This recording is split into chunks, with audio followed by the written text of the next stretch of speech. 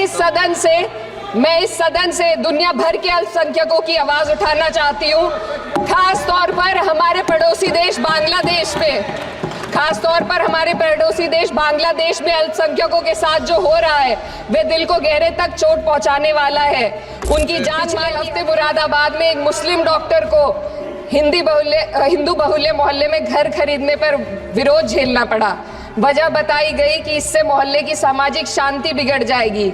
अब आप ही बताइए, बिगड़ चुके हैं कि hate speech, mob lynching, bulldozer द्वारा घरों को गिराने की घटनाएं आम हो गई हैं, खास तौर पर उत्तर प्रदेश में, जहां ऐसा लगता है जैसे कानून के नाम पर जंगल राज चल रहा हो। मुसलमानों पर जो कहर टूटा है वो किसी से छुपा नहीं है। ये लोग सिर्फ अपने मजहबी पहचान की वजह से निशाने पर हैं। संविधान का अनुच्छेद, ऐसा लगता है जैसे संविधान की किताब तो है पर इसे चलाने वालों का ईमान गुम हो गया है। को खत्म करते हुए मैं एक शेर अर्ज करना चाहती हूँ। ये दाग दाग उजाला, ये शब गजीदा शहर, वो इंतजार था जिसका, ये वो शहर तो नहीं। लेकिन अगर इस सदन में बैठे हम सभी सदस्य ये ठान ले कि हमें संविधान के मूल्यों को लागू करना है और उसे लागू करने का प्रयास करें, तो वह सुबह जरूर आएगी जिसके लिए लाखों भारतवासियों ने अपने जानों की कुर्बानी दी।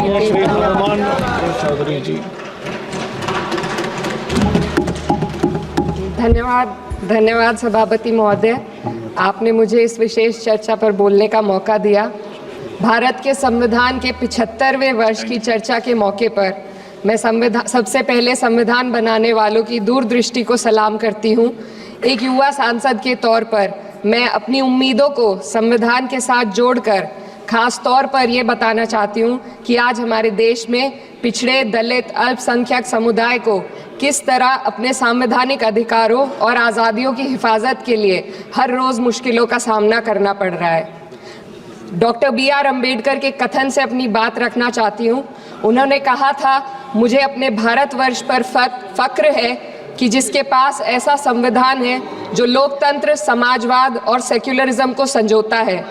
लेकिन आज ऐसा लगता है जैसे संविधान की किताब तो है पर इसे चलाने वालों का ईमान गुम हो गया है। आज हिंदुस्तान में हर वर्ग को किसी न किसी चुनौती का सामना करना पड़ रहा है, मगर अल्पसंख्यक, खास तौर पर मुसलमानों पर जो कहर टूटा है वो किसी से छुपा नहीं है। ये लोग सिर्फ अपने मजहबी पहचान की वजह से निशाने पर हैं। संविधान का अनुच्छेद 15 कहता है कि किसी भी नागरिक के साथ धर्म, जाति या किसी और वजह से भेदभाव नहीं होना चाहिए, लेकिन हकीकत इसके उलट है। हालात इस कदर बिगड़ चुके हैं कि hate speech, mob lynching, bulldozer द्वारा घरों को गिराने की घटनाएं आम हो गई हैं, खास तौर पर उत्तर प्रदेश में, जहां ऐसा लगता है जैसे कानून के नाम पर जंगल राज चल रहा हो। संभल में जो हुआ वो सबके सामने है। पुलिस के संरक्षण में निर्दोष लोगों की हत्या की गई और सरकार ने चुप्पी साध ली। अल्पसंख्यकों पर हिंसा बढ़ती जा रही है, मगर सत्ता में बैठे लोग या तो आंखें मूंदे हुए हैं या फिर इन घटनाओं को बढ़ावा दे रहे हैं। हद तो तब हो जाती है जब न्यायपालिका की बात भी अनसुनी कर दी जाती है। सुप्रीम कोर्ट ने मॉब लिंचिंग पर 11 सूत्रीय निर्देश जारी किए थे। इसमें साफ कहा गया था कि राज्य सरकारें और पुलिस इस तरह की घटनाओं को रोकने और दोषियों पर सख्त कार्रवाई करने के लिए जिम्मेदार हैं, लेकिन आज भी इन निर्देशों पर अमल नहीं हो रहा है। हाल ये है कि मॉब लिंचिंग को रोकने की बजाय सत्ता में बैठे लोग आग में घी डालने का काम कर रहे हैं। उनकी जुबान से ऐसी बातें निकलती हैं जो नफरत को और बढ़ावा देती है। ये अशांति अब इतनी गहराई तक फैल चुकी है कि हमारे समाज के धर्मनिरपेक्ष चरित्र पर गंभीर सवाल उठ रहे हैं। साल की शुरुआत में ही कई राज्यों में दुकानदारों को अपने नाम बोर्ड पर लगाने के लिए मजबूर किया गया। इसे सेहत और सुरक्षा के कानूनों का हिस्सा बताया गया, मगर असल मंशा कुछ और थी। ये कदम खास तौर पर मुसलमान दुकानदारों को निशाना बनाकर उठाया गया ताकि उनकी रोजी रोटी पर चोट की जाए।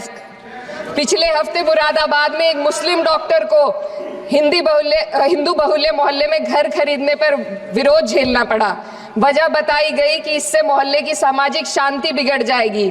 अब आप ही बताइए, क्या ये वजह सही है, जायज है? असल में ये छोटी बड़ी घटना इस बात का सबूत है कि सांप्रदायिकता को बढ़ावा देने वाले बयान और नीतियां हमारे समाज को अंदर से खोखला कर रही है। उत्तर प्रदेश में यति नरसिंहानंद ने बेहद घटिया बयान दिया, लेकिन सरकार इन बयानों पर कोई कार्रवाई नहीं कर रही। हेट स्पीच न केवल जनमानस के विचारों को प्रदूषित करती है, बल्कि इससे अब संवैधानिक पदों पर बैठे लोगों को भी प्रभावित कर दिया है। अभी हाल ही में माननीय उच्च न्यायालय इलाहाबाद के माननीय न्यायाधीश ने ऐसे बयान दिए जिसका संज्ञान खुद सुप्रीम कोर्ट को लेना पड़ा। संविधान के अनुच्छेद 29 और 30 ने अल्पसंख्यकों को उनके मजहबी और सांस्कृतिक हक दिए हैं ताकि वो अपनी पहचान को बचा सके और अपने संस्थान चला सके, लेकिन आज उन्हीं हकों पर हर तरफ से चोट की जा रही है। वक्फ जैसे बिल लाकर उनके धार्मिक अधिकारों को छीनने की कोशिश की जा रही है। आज अल्पसंख्यक समुदाय को संविधान द्वारा दिए गए अपने बुनियादी अधिकार पाने के लिए लंबी लड़ाई लड़नी पड़ रही है। ऐसे कई मामले अदालत ने न्याय देकर संविधान की रक्षा की है, लेकिन अदालती प्रक्रिया में जो समय लगता है उसकी वजह से देश के सामाजिक ताने बाने को भारी नुकसान उठाना पड़ता है। मिसाल के तौर पर इलाहाबाद हाई कोर्ट ने 2004 के मदरसा एक्ट को रद्द कर दिया था, जिससे मदरसों के संचालन पर सवाल उठे। हालांकि सुप्रीम कोर्ट ने बाद में इस फैसले को पलट दिया और एक्ट को वैध करार दिया, लेकिन इस प्रक्रिया में जो समय लगा उसने अल्पसंख्यकों को बेचैनी और संघर्ष के दौर में डाला है। इसी कड़ी में प्लेसेस ऑफ वर्शिप एक्ट 91 भी आता है और कई अन्य अधिकार, उन्हें भी इसी तरह अदालती लड़ाइयों में उलझाया जा रहा है। ये स्थिति न केवल अल्पसंख्यकों के अधिकारों की राह में रुकावट है, बल्कि justice delayed is justice denied जैसी कहावत को सिद्ध करती है। मैं इस सदन से दुनिया भर के अल्पसंख्यकों की आवाज उठाना चाहती हूँ, खास तौर पर हमारे पड़ोसी देश बांग्लादेश में अल्पसंख्यकों के साथ जो हो रहा है वे दिल को गहरे तक चोट पहुंचाने वाला है। उनकी जान माल की हत्या की जा रही है। बांग्लादेश हो या हिंदुस्तान हो या कोई और देश, अल्पसंख्यकों की सुरक्षा, इज्जत और अधिकारों की हिफाजत हर सरकार की सबसे पहली जिम्मेदारी होनी चाहिए। मैं इस सदन से अपने देश के अल्पसंख्यकों के साथ बांग्लादेश के पीड़ित अल्पसंख्यकों की आवाज को एक साथ उठाना चाहती हूँ। ये वक्त की पुकार है कि हम सब मिलकर ये सुनिश्चित करें कि किसी भी इंसान को उसकी पहचान या मजहब के कारण डर कर जीने पर मजबूर ना होना पड़े। जहाँ हक छीने जाते हैं वहाँ अमन खो जाता है। ये बात हर सरकार को समझनी चाहिए। अगर हम सच में अपने संविधान का सम्मान करना चाहते हैं तो हमें नफरत और भेदभाव को खत्म करना होगा। हमें ये दिखाना होगा कि ये मुल्क हर वर्ग, हर जाति, हर धर्म और हर समुदाय का है, और जब तक ऐसा नहीं होगा तब तक संविधान की आत्मा सिसकती रहेगी। सर, अपनी बात को खत्म करते हुए मैं एक शेर अर्ज करना चाहती हूँ। ये दाग दाग उजाला, ये शब गजीदा शहर, वो इंतजार था जिसका, ये वो शहर तो नहीं।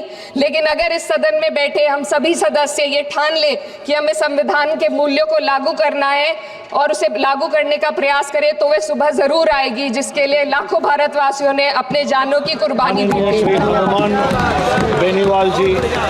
श्री हनुमान बेनीवाल जी